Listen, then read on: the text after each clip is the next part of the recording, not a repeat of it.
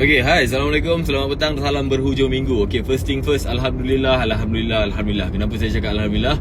Mungkin berkat daripada doa Umi Ayah, doa Ibu Ayah Mira juga. Lepas tu doa orang-orang yang saya ada belakang saya. Setelah nombor yang ke-13, akhirnya verified juga saya punya YouTube. So, sesiapa yang nak jadi skandal saya, boleh, tak ada masalah. Ada 13 lagi slot kosong. Nombor nanti kita call. Tak geram.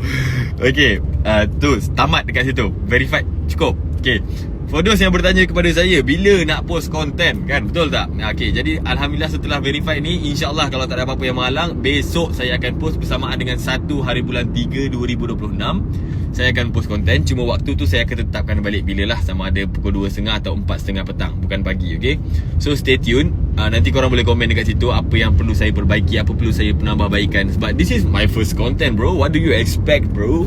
Okay, so itu saja. InsyaAllah apa-apa kita jumpa besok. Okay, stay tune.